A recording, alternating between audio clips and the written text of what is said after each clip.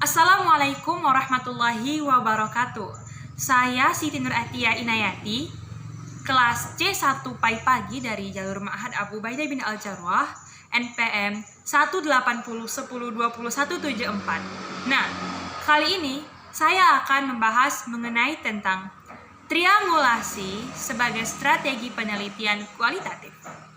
Triangulasi adalah pendekatan untuk penelitian yang menggunakan kombinasi lebih dari satu strategi penelitian dalam suatu penyelidikan. Nah, jika kita ingin membuat suatu penelitian, maka kita harus menggabungkan berbagai macam sampel agar terciptalah suatu penelitian. Itulah yang disebut dengan triangulasi. Menurut Bapak Dr.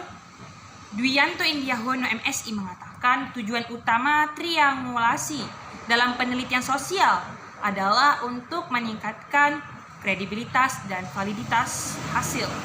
Selanjutnya, memastikan kelengkapan temuan atau untuk mengkonfirmasi temuan. Lanjut, meyakinkan kelengkapan dan selanjutnya mengkonfirmasi temuan.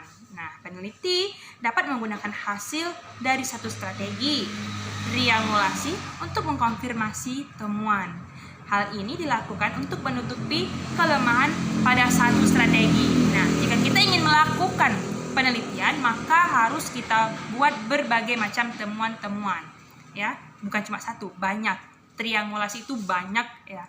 Jadi jika temuan satu itu mengandung kelemahan, maka kita masuk ke temuan kedua. Jika kita menemukan kelemahan juga di temuan kedua, maka kita lihat di temuan ketiga. Nah, nih, menurut Bapak Dr. Dwianto Indiahono mengatakan tipe triangulasi itu bermacam-macam. Ada triangulasi data mencakup 3 bagian yaitu waktu, tempat, dan juga person. Ada juga triangulasi metode mencakup 2 bagian yaitu desain dan juga koleksi data. Ada juga triangulasi investigator, ada triangulasi teori, dan yang terakhir adalah multiple triangulasi. Dimulai dari penjelasan mengenai tentang triangulasi data. Tadi ada waktu, tempat, dan person. Nah, peneliti dapat melakukan konfirmasi penelitian pada waktu, tempat, dan juga person yang berbeda-beda untuk dapat menemukan suatu kebenaran. Mulai dari waktu nih, jadi pernyataan saat sendiri atau bersama-sama. Yang kedua, pada tempat nih. Nah, pernyataan di kantor atau di rumah dan lain sebagainya. Yang terakhir, person, komentar dari banyak orang pada tingkatan yang sama atau tidak. Lanjut, yang kedua adalah triangulasi metode. Itu tadi mencakup 2 ya. Ada yang pertama desain, yang kedua koleksi data. Peneliti dapat melakukan konfirmasi data dengan membandingkan data yang dihasilkan dari metode yang berbeda-beda. Hasil survei dengan hasil wawancara. Hasil wawancara dengan hasil observasi. Hasil observasi dengan hasil dokumentasi.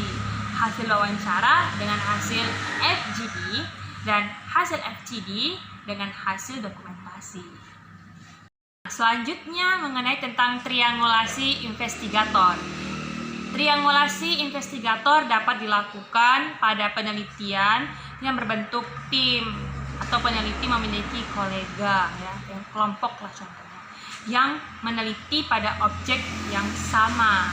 Nah, antar peneliti yang telah melakukan wawancara membandingkan temuan-temuannya pada saat wawancara, FGD, observasi, dan selanjutnya mengenai tentang multiple triangulasi. Nah, peneliti dapat menggunakan lebih dari satu tipe atau kombinasi triangulasi untuk memperkuat validitas penelitiannya.